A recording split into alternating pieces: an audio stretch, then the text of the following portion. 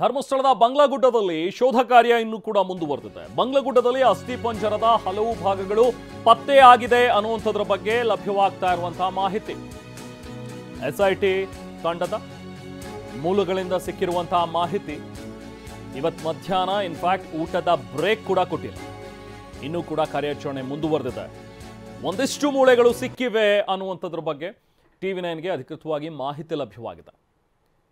ಇವತ್ತು 11ನೇ ಪಾಯಿಂಟ್ನಲ್ಲಿ ನಡಿಬೇಕಾಗಿದ್ದಂಥ ಕಾರ್ಯಾಚರಣೆ, ಆದರೆ ಆತ 11 ಬಿಟ್ಟು ಬೇರೆ ಜಾಗದಲ್ಲಿ ಕೆಲವೊಂದಷ್ಟು ಪಾಯಿಂಟ್ಗಳನ್ನು ತೋರಿಸ್ತಾ. ಆಗ SIT ಅಧಿಕಾರಿಗಳು 11ನೇ ಪಾಯಿಂಟನ್ನು ಬಿಟ್ಟು ಅಲ್ಲಿಂದ ಒಂಚೂರು ಮುಂದಕ್ಕೆ ಸ್ವಲ್ಪ ಬಂಗ್ಲಾಗುಡ್ಡದ ಮೇಲೆ ಅಲ್ಲಿ ಹೋಗಿ ಕಾರ್ಯಾಚರಣೆಯನ್ನು ಆರಂಭಿಸಿದ್ರು. ಇನ್ನೂ ಕೂಡ ಕಾರ್ಯಾಚರಣೆ ಮುಂದುವರೆದಿದೆ. ಈ ಜಾಗದಲ್ಲಿ ಕೆಲವೊಂದಷ್ಟು ಅಸ್ಥಿ ಪಂಜರದ ಮೂಳೆಗಳು ಸಿಕ್ಕಿವೆ ಅನ್ನುವಂಥದ್ರ ಬಗ್ಗೆ ಮಾಹಿತಿ ಲಭ್ಯವಾಗ್ತಾ ಇದೆ. ಇನ್ನು ಧರ್ಮಸ್ಥಳದಲ್ಲಿ 6ನೇ ದಿನದ ಕಾರ್ಯಾಚರಣೆ ಮುಂದುವರೆದಿದೆ. 11ನೇ ಪಾಯಿಂಟ್ ಮೇಲಿನ ಕಾಡಿನಲ್ಲಿ ಶೋಧ ಕಾರ್ಯಾಚರಣೆ ನಡೆಸ್ತಾ ಇರುವಂತಹ SIT ಮತ್ತೊಂದು ಅಸ್ಥಿ ಪಂಜರ ಸಿಕ್ಕಿದೆ ಅನ್ನುವಂಥದ್ದನ್ನು ಹೇಳ್ತಾ ಇದೆ. ಇದೇ ಹೊತ್ತಿನಲ್ಲೇ ಮತ್ತೊಬ್ಬ ದೂರುದಾರನ ಎಂಟ್ರಿ ಆಗಿದೆ. ಇದು ಸಾಕಷ್ಟು ಕುತೂಹಲವನ್ನು ಹುಟ್ಟಿಸಿದೆ.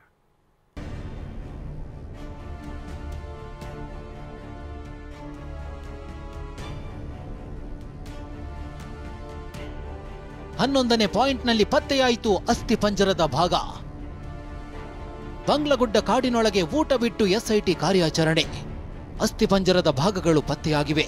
ಬಂಗ್ಲಾಗುಡ್ಡದಲ್ಲಿ ಇಂದು ನಡೆದ 6ನೇ ದಿನದ ಶೋಧ ಕಾರ್ಯದ ವೇಳೆ ಅಸ್ಥಿ ಪಂಜರದ ಭಾಗಗಳು ಪತ್ತೆಯಾಗಿವೆ.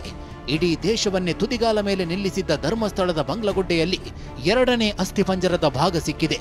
ಊಟದ ಬ್ರೇಕ್ ಕೊಡದೆ ಬಂಗ್ಲಾಗುಡ್ಡೆಯೊಳಗೆ ನಡೆದ ಉತ್ಖನನದ ವೇಳೆ ಸಿಕ್ಕಿದ ಅಸ್ಥಿ ಪಂಜರದ ಭಾಗವನ್ನ SIT ವಶಕ್ಕೆ ಪಡೆದಿದೆ. ಪರ್ಟಿಕ್ಯುಲರ್ ಆಗಿ ಇಂಥದ್ದೊಂದು ಸ್ಕೆಲಿಟನ್ಸ್ನ ಕೆಲವೊಂದು ಪಾರ್ಷಿಯಲ್ ಪಾರ್ಟ್ಸ್ ಸಿಕ್ಕಿದೆ ಅನ್ನೋ ಒಂದು ಮಾಹಿತಿ ಈಗ ಸಿಗ್ತಾ ಇರುವಂಥದ್ದು ಇಲ್ಲಿ ನೋಡಬಹುದಾಗಿದೆ. ಈ ಒಂದು ಇದೇ ಬಂಗ್ಲಾಗುಡ್ಡ. ಕಳೆದ ವಾರ ಇದೇ ಬಂಗ್ಲಾಗುಡ್ಡದ 6ನೇ ಸ್ಪಾಟ್ನಲ್ಲಿ ಸಿಕ್ಕಿದ್ದ ಅಸ್ಥಿ ಪಂಜರ ಮಾಸ್ಕ್ ಮ್ಯಾನ್ ನೀಡಿದ ದೂರು ಇಡೀ ದೇಶವೇ ಧರ್ಮಸ್ಥಳದತ್ತ ಕುತೂಹಲದ ಕಣ್ಣಿನಿಂದ ನೋಡುವಂತೆ ಮಾಡಿತ್ತು. ಇಂದು ಇದೇ ಬಂಗ್ಲಾಗುಡ್ಡದಲ್ಲಿ ಮತ್ತೊಂದು ಅಸ್ಥಿ ಪಂಜರದ ಹಲವು ಭಾಗಗಳು ಪತ್ತೆಯಾಗಿವೆ.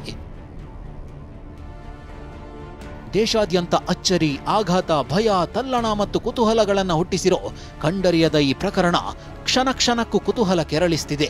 2 ತಿಂಗಳ ಹಿಂದೆ ದಿಢೀರ್ ಪ್ರತ್ಯಕ್ಷನಾದ ಅನಾಮಧೇಯ ಮಾಸ್ಕ್ ಮ್ಯಾನ್ ಗುರುತಿಸಿದ್ದ ಸ್ಥಳಗಳಲ್ಲಿ ಉತ್ಖನನ ಮುಂದುವರಿದಿದೆ. ಉತ್ಖನನ ಆಗದೆ ಉಳಿದ 3 ಪಾಯಿಂಟ್ಗಳತ್ತ ದೇಶದ ಚಿತ್ತ. ಧರ್ಮಸ್ಥಳದ ಗುಡ್ಡದಲ್ಲಿ ಅಸ್ಥಿ ಪಂಜರದ ಶೋಧ ಮುಂದುವರಿದಿದೆ. 6ನೇ ದಿನವೂ SIT ಕಾರ್ಯಾಚರಣೆ ಮುಂದುವರಿದಿದೆ. ಇಂಚಿಂಚು ಶೋಧ ನಡೆಸಲಾಗ್ತಿದೆ. ಈಗಾಗಲೇ 1ರಿಂದ 10ನೇ ಪಾಯಿಂಟ್ವರೆಗೂ ಅಗೆಯುವ ಕೆಲಸ ಆಗಿದೆ. 6ನೇ ಪಾಯಿಂಟ್ನಲ್ಲಿ ಮಾತ್ರ ಅಸ್ಥಿ ಪಂಜರ ಸಿಕ್ಕಿತ್ತು. ಬಾಕಿ ಉಳಿದಿರೋ 3 ಪಾಯಿಂಟ್ ಮೇಲೆ ಎಲ್ಲರ ಚಿತ್ತ ನೆಟ್ಟಿದೆ.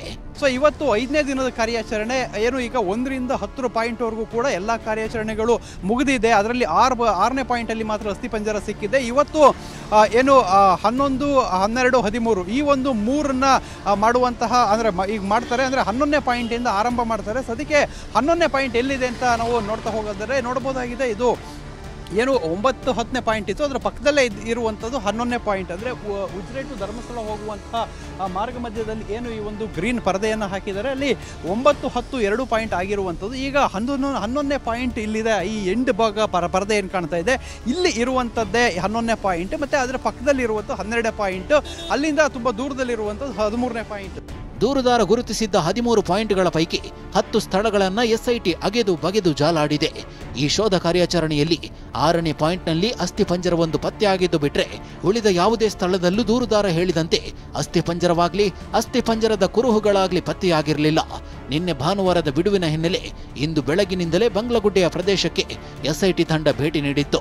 ಆದರೆ ನಿಗದಿಯಂತೆ 11ನೇ ಪಾಯಿಂಟ್ನಲ್ಲಿ ಉತ್ಖನನ ಆರಂಭಿಸೋ ಬದಲು 11ನೇ ಪಾಯಿಂಟ್ನ ಕೊಂಚ ಮೇಲಿರುವ ಗುಡ್ಡಕ್ಕೆ ದೂರುದಾರನ ಸಮೇತ SIT ತೆರಳಿದ್ದು ಕುತೂಹಲ ಮೂಡಿಸಿತ್ತು. ಆದರೆ ಇದೇ ಜಾಗದಲ್ಲಿ ಇಂದು ಅಸ್ಥಿ ಪಂಜರದ ಭಾಗ ಪತ್ತೆಯಾಗಿದ್ದು ಕುತೂಹಲ ಮತ್ತಷ್ಟು ಕೆರಳುವಂತೆ ಮಾಡಿದೆ. 11ನೇ ಪಾಯಿಂಟಿಗೆ ಹೋದಂಥವ್ರು ಎಲ್ಲರೂ ಕೂಡ ಆ ಒಂದು ಬಂಗ್ಲಾಗುಡ್ಡಕ್ಕೆ ಹೋಗಿದ್ದಂಥದ್ದು. ಸೊ ಅಲ್ಲಿಂದ ಮುಂದಕ್ಕೆ ಹೋಗಿ ಅಲ್ಲಿ ಈಗ ಕೆಲವೊಂದು ಪಾಯಿಂಟನ್ನು ಗುರುತು ಮಾಡಿ ಅಲ್ಲಿ ಈ ಒಂದು ಕಾರ್ಯಾಚರಣೆ ನಡೀತಾ ಇದೆ. ಸೊ ಅಲ್ಲಿ ಉತ್ಖನನ ಕಾರ್ಯ ನಡೀತಾ ಇರುವಂಥದ್ದು. ಅಲ್ಲಿ ಕೆಲವೊಂದಷ್ಟು ಅಸ್ಥಿ ಪಂಜರಗಳು, ಮೂಳೆಗಳು ಸಿಕ್ಕಿದೆ ಅನ್ನೋ ಮಾಹಿತಿ ಈಗ ಸಿಗ್ತಾ ಇರುವಂಥದ್ದು. ಆದರೆ ಅದು ಆ ಒಂದು ಉತ್ಖನನ ನಡೆದಂತಹ ಪ್ರದೇಶದ ಅಂದರೆ ಭೂಮಿಯ ಒಳಗಡೆ ಸಿಕ್ಕಿದೆಯಾ, ಇಲ್ಲ ಭೂಮಿಯ ಮೇಲ್ಭಾಗದಲ್ಲಿ ಏನಾದರೂ ಬಿದ್ದು ಸಿಕ್ಕಿದೆಯಾ ಅನ್ನೋ ಮಾಹಿತಿ ಇನ್ನೂ ಕೂಡ ಲಭ್ಯವಾಗಬೇಕಾಗಿದೆ. ಆದರೆ ಅಲ್ಲಿ ಪರ್ಟಿಕ್ಯುಲರ್ ಆಗಿ ಇಂಥದ್ದೊಂದು ಸ್ಕೆಲಿಟನ್ಸ್ನ ಕೆಲವೊಂದು ಪಾರ್ಷಿಯಲ್ ಪಾರ್ಟ್ಸ್ ಸಿಕ್ಕಿದೆ ಅನ್ನೋ ಒಂದು ಮಾಹಿತಿ ಈಗ ಸಿಗ್ತಾ ಇರುವಂಥದ್ದು. ಇಲ್ಲಿ ನೋಡ್ಬೋದಾಗಿದೆ ಈ ಒಂದು ಬಂಗ್ಲೋ ಗುಡ್ಡ. ಸೊ ಈ ಒಂದು ನನ್ನ ಹಿಂಭಾಗದಲ್ಲಿ ಇರುವಂಥ ಬಂಗ್ಲೋ ಗುಡ್ಡದಲ್ಲಿ ಈ ಪ್ರದೇಶದಲ್ಲೇ ಈಗ ಉತ್ಖನನ ನಡೀತಾ ಇರುವಂಥದ್ದು. ಅಂದರೆ ಏನು 11ನೇ ಪಾಯಿಂಟ್ ಆ ಭಾಗದಲ್ಲಿತ್ತು, 11ನೇ ಪಾಯಿಂಟ್ ಏನು ಇತ್ತು ಆ ಪಾಯಿಂಟ್ನ ಮೇಲ್ಭಾಗದಲ್ಲಿ ಹೋದರೆ ಈ ಒಂದು ಪ್ರದೇಶ ಸಿಗುವಂಥದ್ದು. ಆ ಒಂದು ಪ್ರದೇಶದಲ್ಲಿ ಈಗ ಒಂದು 50ಕ್ಕೂ ಹೆಚ್ಚು ಜನರು ಸಿಬ್ಬಂದಿಗಳು ಅಲ್ಲಿ ಹೋಗಿ ಈಗ ಉತ್ಖನನ ಕಾರ್ಯದಲ್ಲಿ ತೊಡಗಿರುವಂಥದ್ದು. ಅಂದರೆ ಆರಂಭಿಕ ಹಂತದಲ್ಲಿ ಈ ದೂರುದಾರನನ್ನು ಏನು ಕರ್ಕೊಂಡು ಹೋಗಲಾಯಿತು ಆತ ತೋರಿಸಿದಂಥ ಸಂದರ್ಭದಲ್ಲಿ ಅಲ್ಲಿ ಕೆಲವೊಂದು ಪಾಯಿಂಟನ್ನು ಮಾರ್ಕನ್ನು ಮಾಡಿ ಆ ಒಂದು ಉತ್ಖನನ ಕಾರ್ಯ ಆರಂಭ ಮಾಡಲಾಯಿತು.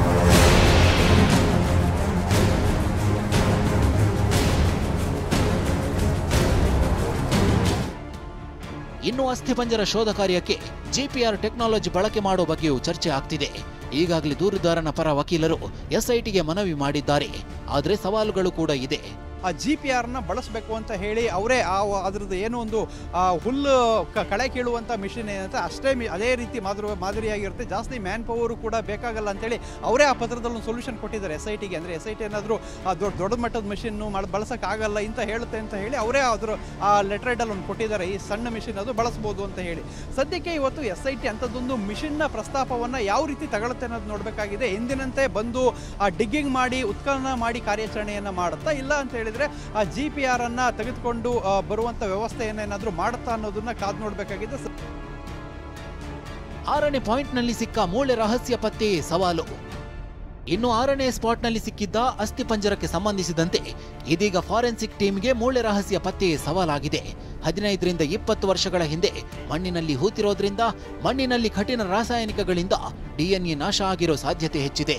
ಇದಿಷ್ಟೇ ಅಲ್ಲ, ಒಂದು ವೇಳೆ ಮೂಳೆಯಲ್ಲಿ ಗಾಯದ ಗುರುತು ಇಲ್ಲದಿದ್ರೆ ಸಾವಿಗೆ ನಿಖರ ಕಾರಣವೂ ಗೊತ್ತಾಗೋದಿಲ್ಲ. ಅಂದರೆ ಆ ಒಂದು DNA ಅನ್ನ ಪತ್ತೆ ಹಚ್ಚುವಲ್ಲಿ ಸ್ವಲ್ಪ ಕ್ಲಿಷ್ಟಕರ ಆಗಿದೆ. DNA ಆ ಒಂದು ಒಳಗಡೆ ಅಂಶ ಸಿಗ್ತಾ ಇಲ್ಲ.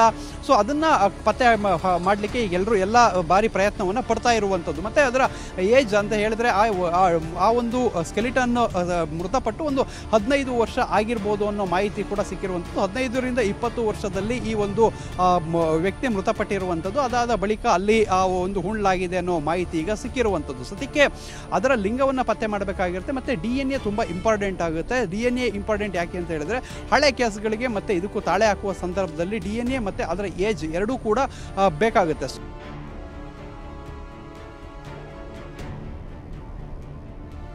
ಕುತೂಹಲ ಹುಟ್ಟಿಸಿದ ಮತ್ತೊಬ್ಬ ದೂರುದಾರನ ನಡೆ.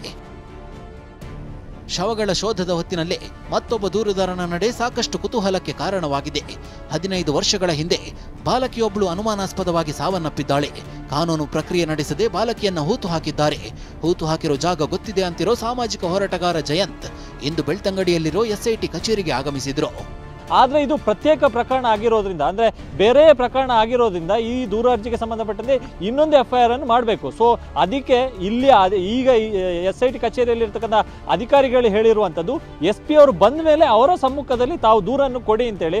ಆದರೆ SP ಅವರು ಈಗಾಗಲೇ ಘಟನಾ ಸ್ಥಳ, ಅಂದರೆ ಏನು ಉತ್ಖನನ ಕಾರ್ಯ ಆಗ್ತಿರ್ತಕ್ಕಂಥ ಸ್ಥಳಕ್ಕೆ ಹೋಗಿದ್ದಾರೆ. ಸೊ ಅವರು ಈಗ ಪ್ರೊಸೀಜರನ್ನು ಅರ್ಧಕ್ಕೆ ಬಿಟ್ಟು ಬರೋದಕ್ಕೆ ಸಾಧ್ಯ ಇಲ್ಲ. ಆದರೂ ಕೂಡ 1 ಗಂಟೆ ಕಾಯಿರಿ ಎನ್ನುವಂಥ ಸಲಹೆಯನ್ನು ಇಲ್ಲಿನ ಅಧಿಕಾರಿಗಳು JNT ಅವರಿಗೆ ನೀಡಿದ್ದಾರೆ.